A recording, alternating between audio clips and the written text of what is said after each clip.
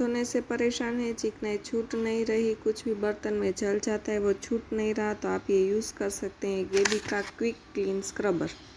दूसरे स्क्रबर से बेहतर है, लॉन्ग टाइम तक चलेगा, बर्तन धोने में परेशानी आती है वो नहीं आएगी, फटाक से अच्छी सी शाइन आएगी। MRP उसकी 35 रुपीज़ है, आपको डिस्काउंट रेट में मिल जाएगा।